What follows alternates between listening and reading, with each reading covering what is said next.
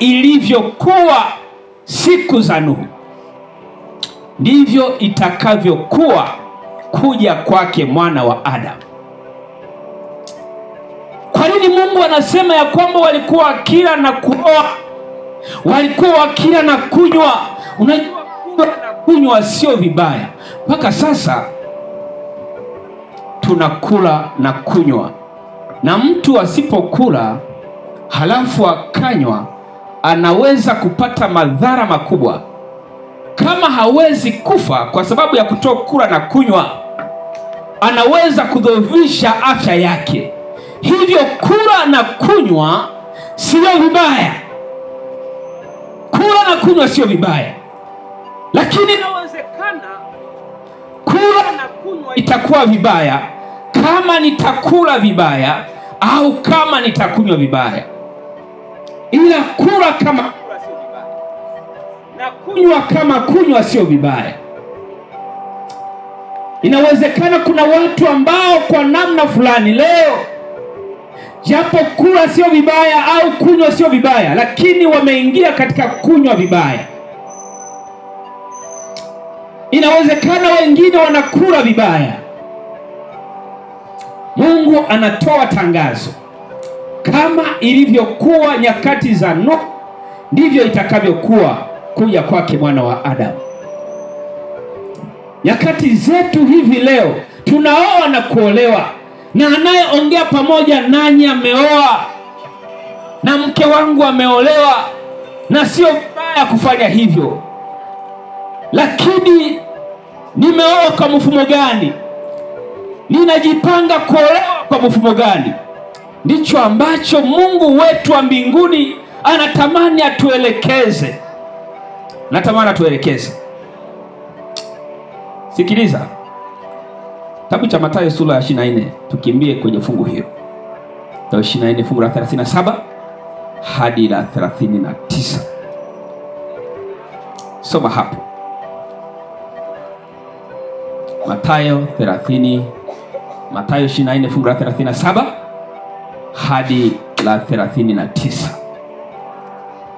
Soma msomaji. Asante. 37. Kitabu ni cha Mathayo sura 24. Ndio. Neno la Bwana linasema. Neno la Bwana linasema, kwa maana kama vile ilivyokuwa siku za Nuhu. Kwa maana kama vile ilivyokuwa siku za Nuhu, ndivyo itakavyokuwa kuja kwake mwana wa Adamu. Ndivyo itakavyokuwa kuja kwake mwana wa Adamu. Kwa kuwa kama vile siku zile zilizokuwa kabla ya gharika. Ndio.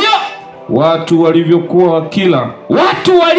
wakila kabla ya gharika na kunywa, wakiwa wanakunywa, wakioa, wakiwa wanaoa na kuolewa, wakiolewa pia, hata siku ile iliyoingia Nuhu katika safina, hata siku ile alipoingia Nuhu katika safina, wasitambue hata gharika ikaja, ikawachukua wote. Ndivyo tutakavyokuwa kuja kwake mwana wa Adamu. Ndivyo itakavyokuwa, wapendwa, kuja kwake mwana wa Adamu. Inawezekana kuna watu ambao hawatatambua kwamba mlango wa rehema sasa unafungwa. Inawezekana wengine watafungiwa nje wakati walikuwa ndani ya kanisa muda mrefu. Inawezekana kuna watu watakaofungiwa nje wakati walihudhuria makambi mengi katika maisha yao. Lakini jioni hii ya leo, tamaa yangu ni kwamba, tamaa yako iwe kwamba usije ukafanya kosa ukafungiwa nje kama walivyofungiwa nje nyakati za Nuhu. Bwana Yesu asifiwe. Amina. Usije ukafanya kosa. Tunapojifunza hivi, tunajifunza mifano itusaidie. Kama walikosea watu wa nyakati za Nuhu, tusije tukafanya kosa hilo waliolifanya. Kosa lao lilikuwa ni kosa la namna gani? Sikiliza. Wakati wa Nuhu, watafiti wanaonesha ya kwamba ulimwengu wa nyakati za Nuhu, watu walikuwa ni wengi zaidi ya ulimwengu tulio nao, kwa sababu watafiti wanaonesha ya kwamba walikuwepo watu zaidi ya bilioni 11 hivi, walikuwa kama bilioni 11 hivi. wakati nyakati zetu ndipo tunapokimbilia bilioni 8 hivi. Kwa walikuwepo watu wengi, na nyakati za Nuhu walikuwepo watu mashuhuri zaidi, watu wenye nguvu na uwezo mkubwa wa kiakili, waliofanya mambo makubwa sana, waliowaza mbali sana hata kuliko sisi. Na nilitegemea kwa vile walikuwa na ubongo mpana, ubongo unaowaza mbali, wangeokolewa sana, lakini hawakuokolewa. Waliokolewa ni wachache. Hiki kisa ni kisa cha kusikitisha sana. Unaposoma tahadhari hii, ni tahadhari ya kusikitisha sana. Ukijifunza vizuri, Biblia inasema ya kwamba wakati wa Nuhu watu walifanya mchezo. Kama ni kuoa, walioana ovyo ovyo. Kama ni kuolewa, waliolewa ovyo ovyo. Hawakuoana kwa utaratibu, hawakuolewa kwa utaratibu. Wengi wao walioana ovyo ovyo. Na ndio maana kitabu cha Mwanzo sura ya 6 na lile fungu la kwanza, neno la Bwana linasema hivi, ili tuthibitishe hilo. Dhambi yao ilikuwa sio kuoa wala kuolewa peke yake, isipokuwa ilikuwa ni kuvunja utaratibu ambao Mungu ameratibu yeye mwenyewe.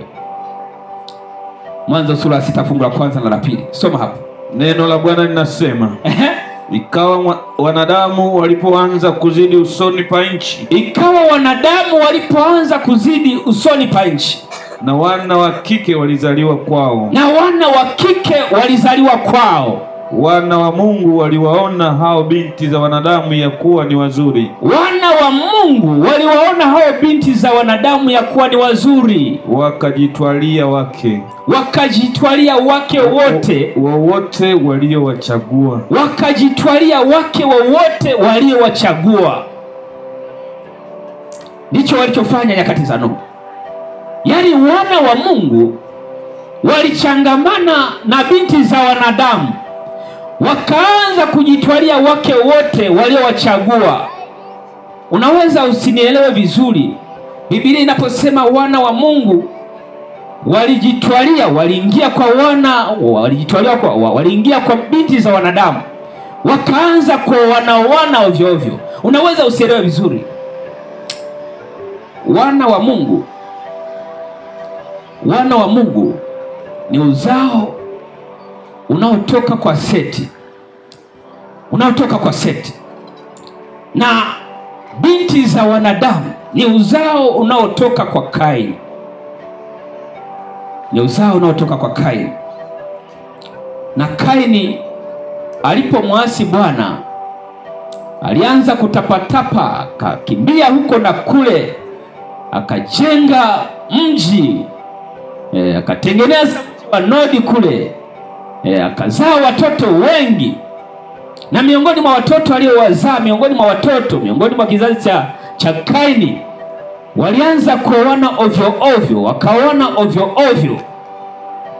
Hivyo wana wa Mungu ambao Mungu aliwategemea kwamba watamwakilisha Mungu vyema katika ulimwengu huu, wakaanza kuingia kwa binti za wanadamu, kuingia kwa binti za kipagani, kuingia kwa watu ambao hawamjui Mungu. Hivyo Mungu akachukia, na Mungu akasema hivi. Endelea. Mungu akasema hivi. Bwana akasema, roho yangu haitashindana na mwanadamu milele. Kwa kuwa yeye naye ni nyama. Basi siku zake zitakuwa miaka 120. Siku zake zitakuwa miaka 120. Yaani umri wa binadamu kapunguzwa kabisa. Nakumbuka ya kuwa nyakati hizo watu walikuwa naishi miaka mingi sana. Miaka 900, miaka 800 ilikuwa ni kitu cha kawaida. Miaka 700 ilikuwa ni kitu cha kawaida.